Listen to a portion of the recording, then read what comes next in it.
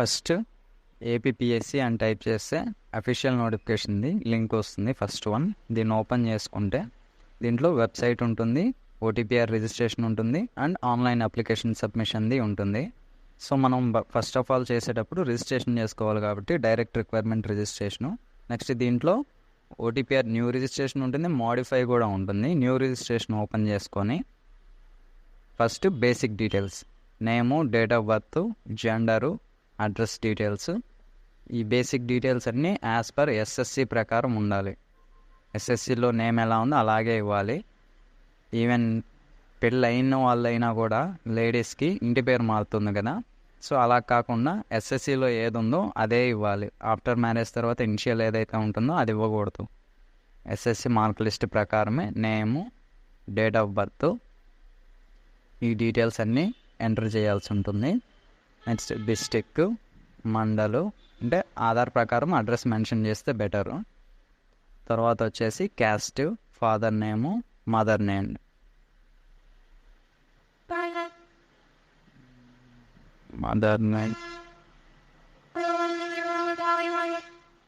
Next mother tongue. Mother tongue రెగ్యులర్గా అందరికీ తెలుగే ఉంటుంది. ముస్లిమ్స్ అయితే కొంతమందికి ఉర్దూ ఉంటుంది. వాళ్ళు చూస్ చేసుకునే దాన్ని బట్టి ఉంటుంది. రెగ్యులర్గా అయితే అందరికీ మదర్ టంగ్ అనేది తెలుగే ఉంటుంది. ఐడెంటిఫికేషనల్ మార్క్స్ అంటే పుట్టుమచ్చలు.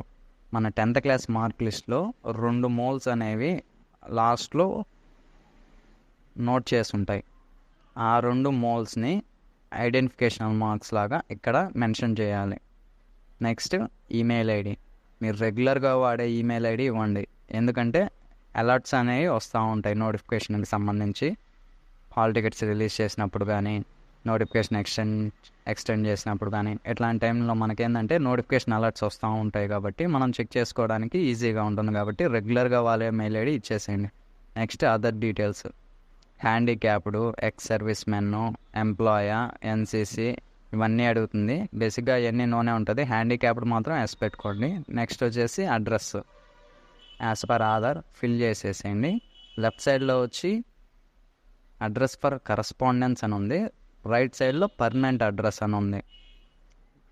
కరస్పాండెంట్ అడ్రస్కి పర్మనెంట్ అడ్రస్కి డిఫరెన్స్ ఏంటంటే, ప్రజెంట్ మనం ఉండేది కరస్పాండెన్స్ అడ్రస్ అంటారు. పర్మనెంట్ అడ్రస్ అనేది సపోజ్ మనం ఆధార్లో అడ్రస్ వచ్చి మన సొంత ఊరిది ఉంటుంది. మనం ఏదైనా జాబ్ పర్పస్ మీద కానీ, స్టడీస్ కోసం కానీ బయటకు వచ్చి ఉంటాం. ఆ బయటకు వచ్చి ఉండేది వచ్చేసి కరస్పాండెన్స్ అడ్రస్ ఉంటుంది. ఆధార్లో పర్మనెంట్ అడ్రస్ మందగానే ఆధార్లో మెన్షన్ చేసుంటే అది దాంట్లో ఉంటుంది పర్మనెంట్ అడ్రస్ కింద. సో ఇవి మాకు 2 సేమే అనుకుంటే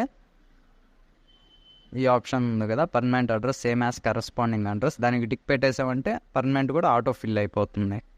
అంటే మనం కరస్పాండెన్స్ ఏదైతే అడ్రస్ ఇచ్చి టిక్ పెడతామో పర్మనెంట్ అడ్రస్ కూడా అదే సూట్ అయిపోతుంది. నెక్స్ట్ వచ్చి స్కూల్ డీటెయిల్స్, రెగ్యులరా, ప్రైవేటా, ఓపెన్ స్కూలా, మైగ్రేటెడా. మైగ్రేటెడ్ అంటే తెలంగాణ నుంచి ఏపీకి వచ్చి సెటిల్ అయ్యారా అనే ఆప్షన్ కూడా ఉంటుంది. జనరల్గా అందరికీ రెగ్యులరే ఉంటుంది కాబట్టి 4th నుంచి 10th వరకు ఫిల్ చేయాలి. ఫస్ట్ 10th ఫిల్ చేసుకోండి, ఎందుకంటే అది కూడా చెప్తాము. First district, board, school name, 10th class ఏ స్కూల్లో చదివారు అనేది ఆ స్కూల్ నేమ్ కూడా ఫిల్ చేసేసి ఒక్క నిమిషం. Lion is singing lemon, pain, fire, or like hot soggy. You know, done. It deleted. Next వచ్చేసి hall ticket number, English medium school and okay. Next SSC hall ticket number. Hey, don't let on my events. Next ఏ month ఏ year complete అయిందని. రెగ్యులర్గా అందరికీ మార్చే ఉంటుంది. In case fail అయ్యి supplementary రాస్తే జూన్ అలా ఉంటుంది. మార్చు కంప్లీట్ అయింది ఈ year. What's it out? There's a way better than it. I'm not getting really good. Nothing more of it. Feel out. You old babe. I'm not bumpy. I don't see what cars like them out there for. See.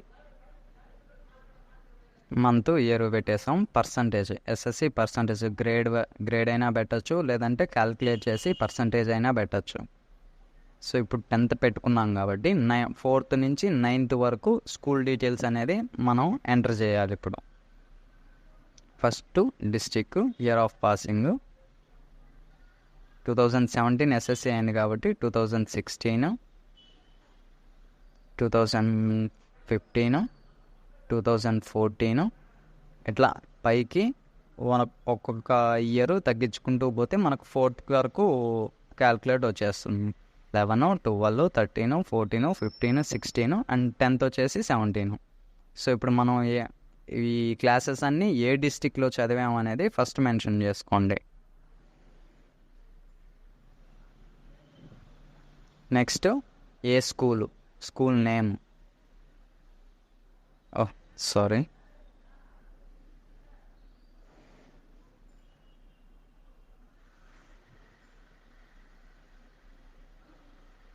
Ninth, 8th, 7. So ఎట్లా ఏ class ఏ డిస్టిక్లో ఏ ఇయర్లో complete అయింది and school name. ఈ 3 4th నుంచి 9th వరకు mention చేయాలి. 10th already మనం ఫిల్ చేసేస్తున్నాం కాబట్టి. సో ఇప్పుడు స్కూల్ డీటెయిల్స్ అయిపోయింది.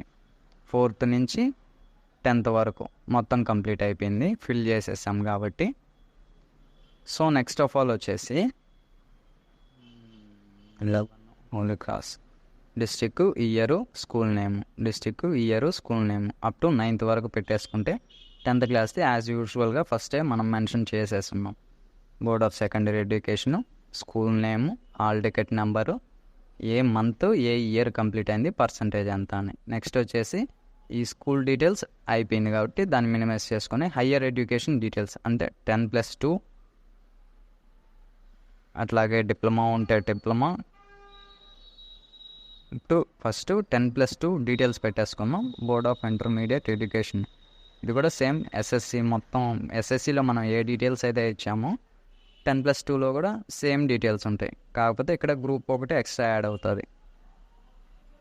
నెక్స్ట్ హాల్ టికెట్ నెంబరు, ఇది ఇంటర్మీడియట్ది.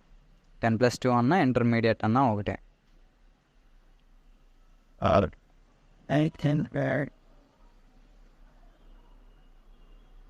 నెక్స్ట్ కాలేజ్ నేమ్, ఇంటర్మీడియట్ ఏ కాలేజ్లో కంప్లీట్ అయింది అన్నది. నెక్స్ట్ ఇంటర్ పర్సంటేజ్, మార్క్స్ వచ్చి ఉంటాయి కదా, మార్క్స్ని బట్టి క్యాల్కులేట్ చేసి వేసేయచ్చు. నెక్స్ట్ ఎప్పుడు కంప్లీట్ అయింది అని, మంత్, ఇయర్.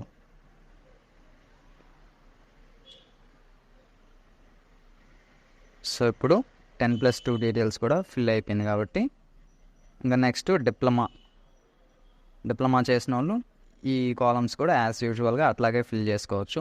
అండ్ నెక్స్ట్ వచ్చి గ్రాడ్యుయేషన్ అంటే డిగ్రీ అన్నమాట. ఈ గ్రాడ్యుయేషన్ డీటెయిల్స్లో ఫస్ట్ డిస్ట్రిక్ట్ పెట్టుకున్నాం, తర్వాత యూనివర్సిటీ మెన్షన్ చేయాలి. ఇందాక బోర్డు మెన్షన్ చేసాం కదా, గ్రాడ్యుయేషన్కి వచ్చేటప్పటికి ఏంటంటే యూనివర్సిటీ కింద ప్రతి కాలేజ్ అలాట్ అయి ఉంటుంది. సో అందుకోసం మనం యూనివర్సిటీ అనేది మెన్షన్ చేస్తాం ఇక్కడ.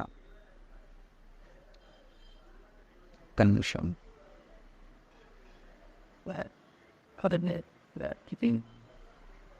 సో ఇప్పుడు బ్రాంచ్ అనమాట, అంటే గ్రూప్, డిగ్రీలో ఏ గ్రూప్ అనేది మెన్షన్ చేస్తాం. రెగ్యులర్ గ్రూప్స్ అయితే అక్కడ మెన్షన్ చేసేయచ్చు. ఇన్ కేస్ మీ గ్రూప్ కనుక వాళ్ళు ఇచ్చిన లిస్ట్లో లేకపోతే అదర్ గ్రూప్ పెట్టేసి మన గ్రూప్ మెన్షన్ చేసేస్తే సరిపోతుంది. నెక్స్ట్ కంప్లీట్ అయిన మంత్, ఇయర్, ఇది కూడా ఇందాక పెట్టినట్టుగానే. డిగ్రీకి ఏంటంటే మార్చ్, సెప్టెంబర్ అట్లా ఉండదు. డిగ్రీ సర్టిఫికేట్ ఇష్యూ అయింది లాస్ట్లో ఉంటుంది. డిగ్రీ సర్టిఫికేట్ కింద ఒక డేటు, మంత్, ఇయర్ ఇచ్చుంటారు, దాన్ని మెన్షన్ చేసేస్తే సరిపోతుంది. నెక్స్ట్ వచ్చేసి హాల్ టికెట్ నెంబర్, ఇది డిగ్రీది hall ticket number.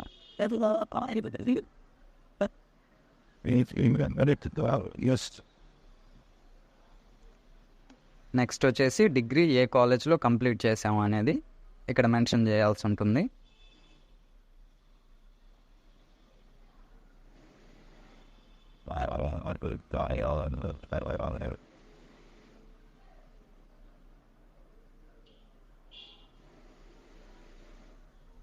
College name, spelling mistake. Next వచ్చేసి డిగ్రీ పర్సంటేజ్,